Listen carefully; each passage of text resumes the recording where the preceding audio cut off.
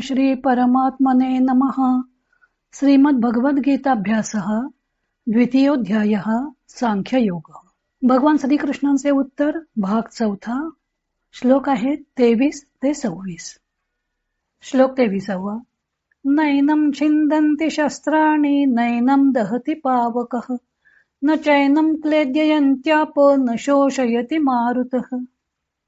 पदच्छेद बघूया। न एनं छिन्दन्ति शस्त्राणि न एनं दहति पावकः न च एनं क्लेदयन्ति आपः न शोषयति मारुतः। नैनम हा एक महत्वाचा संधी आहे। न एनम, चैनम तसाच च एनम आणि क्लेदयन्त्यापः, क्लेदयन्ति आपः न, क्लेदयन्त्यापो न, क्लेदयन्ति आपः न। शब्दार्थ आणि व्याकरण बघूया। न म्हणजे नाही, अव्यय। एनम एतत् सर्वनाम, पुल्लिंगी, द्वितीय एक वचन याला। छिंदंती छिद, सातवा गण उभयपद, इथं परस्मैपदी वर्तमान काळ, तृतीय पुरुष बहुवचन। छेदणे असा या धातूचा अर्थ आहे। शस्त्राणी शस्त्र, नपुसकलिंगी, प्रथमा बहुवचन शस्त्रे। दहती दह म्हणजे जाळणे, पहिला गण परस्मैपद, वर्तमान काळ, तृतीय पुरुष एक वचन। पावकः पावक, पुल्लिंगी, प्रथमा एक वचन, पावक म्हणजे अग्नी। क्लेदयंती क्लिद, चौथा गण परस्मैपद, ओले होणे, इथं प्रयोजक वर्तमान काळ, तृतीय पुरुष बहुवचन, ओले करणे या अर्थ म्हणजे भिजवणे। आपह अप, प न अंत पावणारा स्त्रीलिंगी शब्द आहे आणि नित्य बहुवचनी चालतो।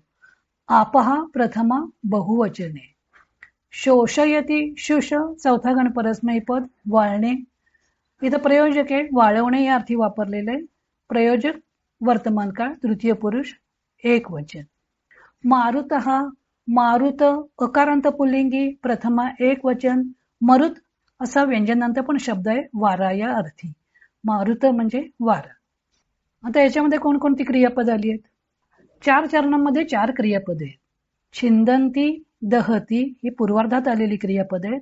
क्लेदयंती शोषयती हे उत्तरार्धात आलेली क्रियापद आहेत आणि त्यांचे कर्ते तिथंच आहेत।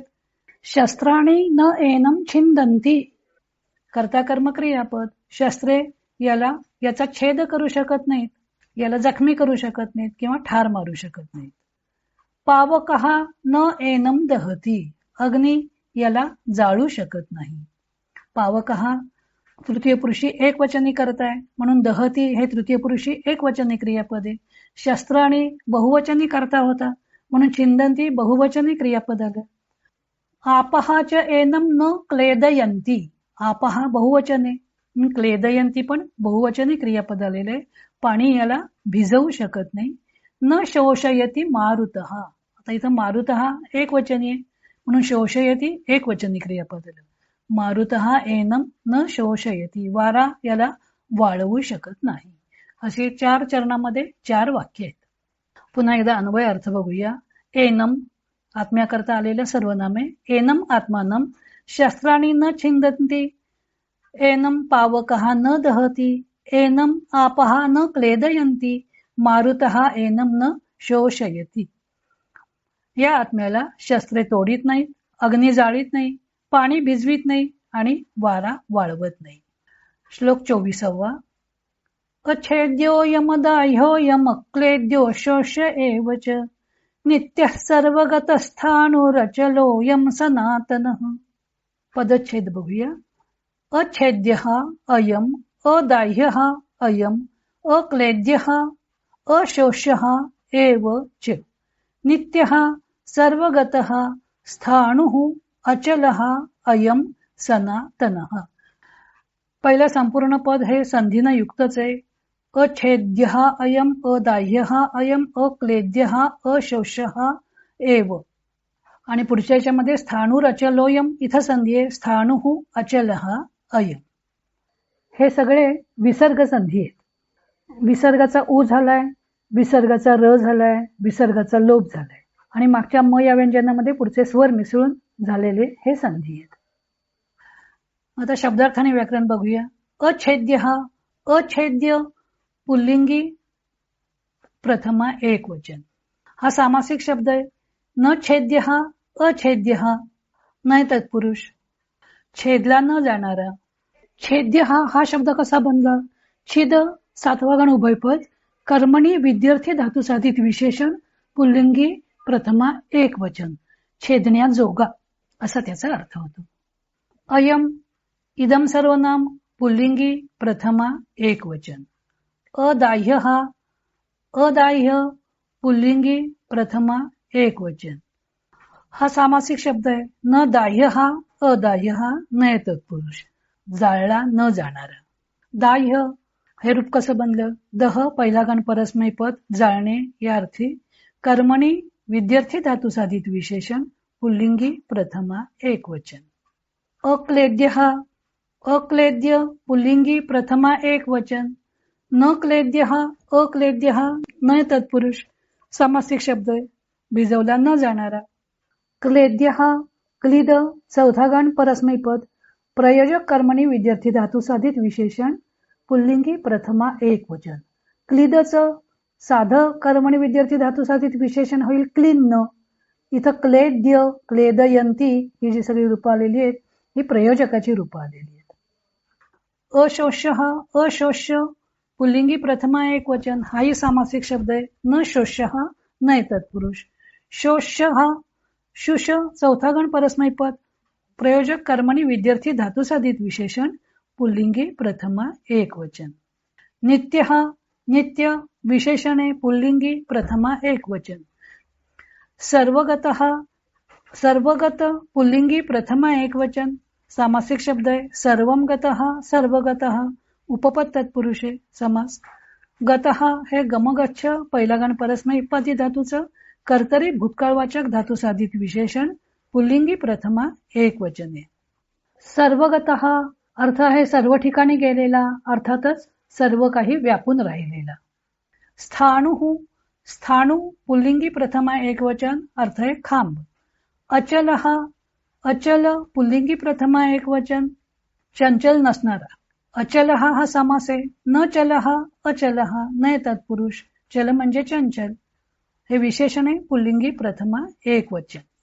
सनातन हा सनातन विशेषणे, पुल्लिंगी प्रथमा एक वचन, प्राचीन.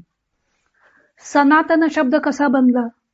सना अधिक तन, सना म्हणजे नेहमी, त्याला तन प्रत्यय लागला आणि सनातन म्हणजे शाश्वत.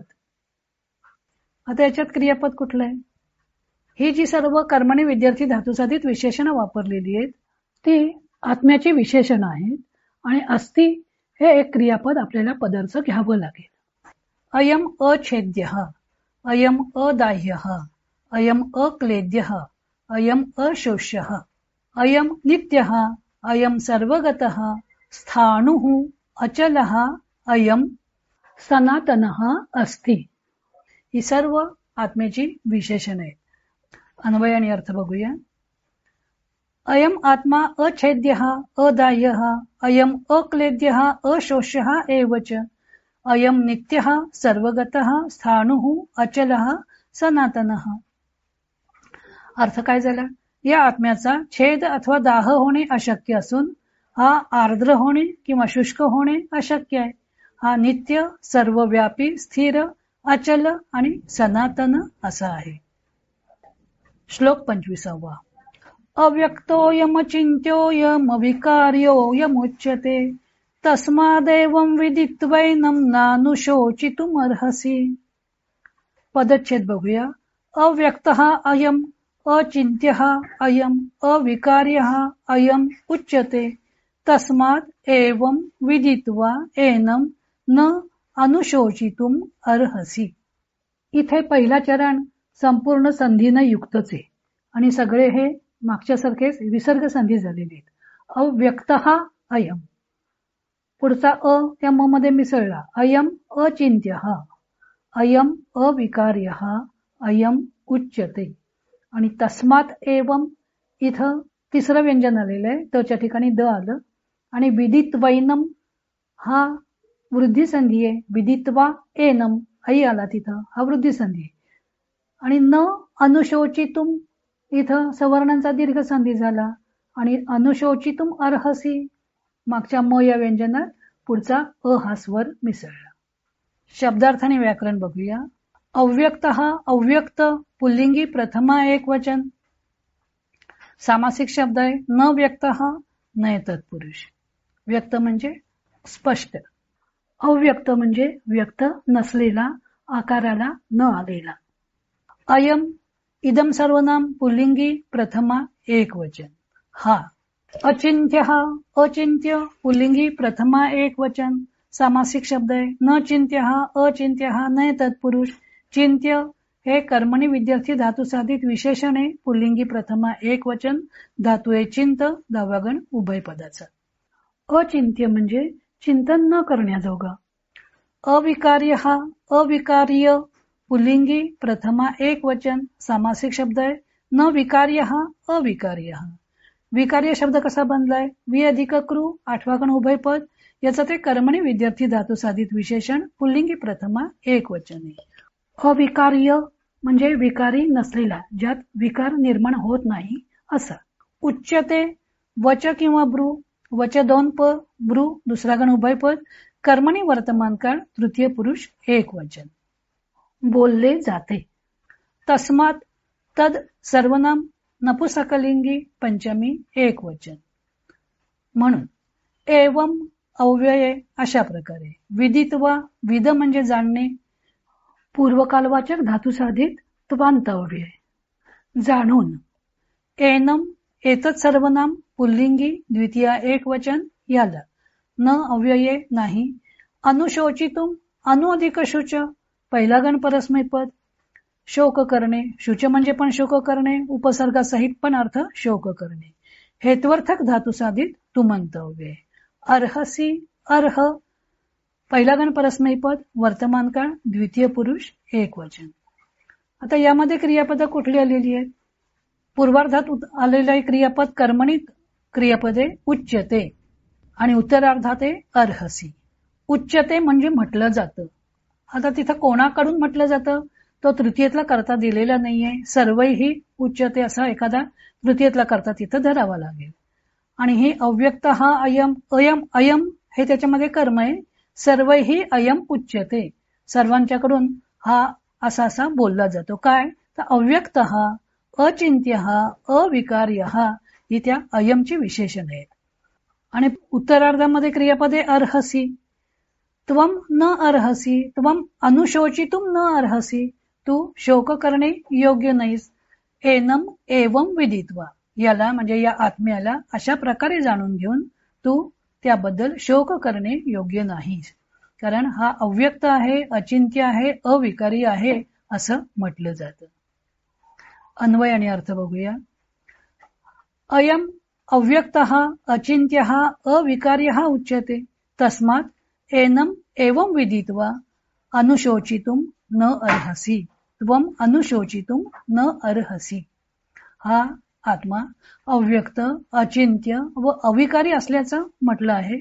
म्हणून याला या प्रकारे जाणल्यावर तुला शोक करणे योग्य नाही. या 5 श्लोकांमध्ये भगवंतांनी आत्म्याचं स्वरूप सांगितलं आहे. देह विनाशी आहे तर आत्मा अविनाशी आहे. आत्म्याचा नाश कोणीही कशानेही करू शकत नाही. पंचमहाभूते सुद्धा त्याचा नाश करू शकत नाही. आत्मा हा नित्य, सर्वव्यापी, स्थिर, अचल व सनातन आहे. तसेच तो अविकारी आहे, अचिंत्य, अव्यक्त आहे. त्याचे स्वरूप जाणून घ्यायला हवं. उलट देह कायम राहत नाही, तो अनित्य आहे, आज ना उद्या जाणारच आहे. जुनी वस्त्रे टाकून नवीन धारण करावीत त्याप्रमाणे आत्माच नवीन नवीन शरीरे धारण करत असतो. असे आत्मा व देह यांच्या स्वरूपाचे व संबंधांचे विवेचन भगवंताने केलं आहे. श्लोक 26. अथ चैनम नित्यजातम नित्यं वा मन्यसे मृतम तथापि त्वं महाबाहो नैव शोचितुमर्हसि. पदच्छेदः. अथ च एनं नित्यजातं नित्यं वा मन्यसे मृतं तथा अपि त्वं महाबाहो न एवं शोचितुम अर्हसि. चैनम नैवम दोन्ही वृद्धी संधी आहेत. च अधिक एनम न अधिक एवम. शोचितुम अर्हसि म व्यंजनात पुढचा स्वर मिसळलेला आहे. तथापि, तथा अधिक अपि सवर्णांचा दीर्घ संधी झालेला आहे. शब्दार्थ आणि व्याकरण बघूया. अथ अव्यय नंतर, च अव्यय आणि एनम एतत् सर्वनाम पुल्लिंगी द्वितीय एकवचन याला. नित्यजातम नित्यजात पुल्लिंगी द्वितीय एकवचन नित्य जन्मणार. नित्यजातम हा समास आहे. नित्यः जातः नित्यजातः तम कर्मधारय समास. नित्य हा शब्द जातचं विशेषण. वा हे अव्यय अर्थ आहे किंवा. मन्यसे मन चौथा गण आत्मनेपद वर्तमान काळ द्वितीय पुरुष एक वचन. मन म्हणजे मानणे, मानतोस. मृतम मृगम्रिय सहावा गण आत्मनेपद कर्तरी भूतकाळवाचक धातू साधित विशेषण पुल्लिंगी द्वितीय एक वचन मृत्यू पावलेला. मृम्रिय म्हणजे मरणे. तथा अव्यये तसेच अपि अव्यये सुद्धा त्वम युष्मत सर्वनाम प्रथमा एक वचन तू. महाबाहो महाबाहू ह्रस्व उकारांत पुल्लिंगी संबोधन एक वचन. हा सामासिक शब्द आहे. महत आणि बाहू असे दोन शब्द एकत्र येऊन समास बनलेला आहे. महांतौ बाहू यस्य सह ज्याचे बाहू मोठे आहेत असा. बाहू दोन एक माणसाला दोन बाहू म्हणून इथं विग्रहामध्ये बाहू असं द्विवचन ठेवलेलं आहे आणि त्याचं विशेषण महान महांतौ महांतः प्रथम महांतौ हे पण द्विवचनात आलेलं आहे. हा बहुव्रीही समास झाला. न हे अव्यये नाही. एव अव्यये तसेच. शोचितुम शुच शोच पहिला गण परस्मैपद हेत्वर्थक धातू साधित तुमंत अव्यय शोक करण्यास. अर्हसी अर्ह पहिला गण परस्मैपद योग्य असणे वर्तमान काळ द्वितीय पुरुष एक वचन. आता याच्यामध्ये क्रियापद कुठली आली आहेत? पूर्वार्धात आहे मन्यसे आणि उत्तरार्धात आहे अर्हसी. दोन्ही क्रियापद द्वितीय पुरुषी एक वचनी आहेत. अर्थातच त्वम हा त्याचा कर्ता आहे. त्वम मन्यसे आणि त्वम अर्हसी पाठीमाग न आहे न अर्हसी. अथच्या एनम नित्यजातम नित्यम वा मन्यसे मृतम त्वम एनम मृतम मन्यसे. एनम आत्मानम तू या आत्म्याला मृत होतो असं मानतोस. वा म्हणजे किंवा नित्यम नित्यजातम नेहमी जन्मलेला आहे किंवा त्याला मृत्यू येतो असं जर तू मानत असशील तरी सुद्धा. तथापि तरी सुद्धा हे महाबाहू हे अर्जुना त्वम शोचितुम एवं न अर्हसी तरी सुद्धा तुला अशा प्रकारे शोक करणे योग्य नाही. भगवंतांनी सांगितलं आत्म्याचं अमरत्व. आत्मा अमर आहे त्यामुळे शास्त्रांनी छेदला जात नाही. पंचमहाभूतांनी त्याचा नाश करता येत नाही. तेव्हा तुला शोक करण्याचं कारण नाही. पण समजा अर्जुन जरी मानत असला की आत्मा नित्य जन्मतो आणि नित्य मरतो तरी सुद्धा तुला शोक करण्याचं कारण नाही असं भगवंत या 26व्या श्लोकापासून सांगत आहेत. जरी आत्मा मृत्यू पावतो आणि जन्म घेतो असं जरी तू मानत असलास तरी सुद्धा तुला शोक करणे योग्य नाही. इथं भगवंतांनी अर्जुनाला व्यावहारिक दृष्टिकोनातून उपदेश केला. आपल्यासारख्या सामान्य माणसांना आत्मा व देह हे वेगवेगळे आहेत असं जाणून घेता येत नाही. तेव्हा देहाच्या मृत्यूबद्दल शोक वाटणं हे साहजिकच नाही का? त्यासाठी भगवंत म्हणतात की आत्मानात्मविवेक तुला कळत नसेल तरीही अज्ञानी मनुष्याच्या व्यावहारिक दृष्टिकोनाप्रमाणे आत्मा जरी नेहमी मृत्यू पावतो व जन्म घेतो असं जरी मानलं तरीही शोक करणे अयोग्य आहे. कारण उत्पत्ती व नाश हा क्रम अखंडितपणे चालू असतो. आता अशा परिस्थितीत शोक करणे का योग्य नाही ते भगवंतांनी पुढच्या श्लोकापासून सांगितलंय. तो भाग आपण पुढच्या पाठात पाहूया. हरिओम तत्सत.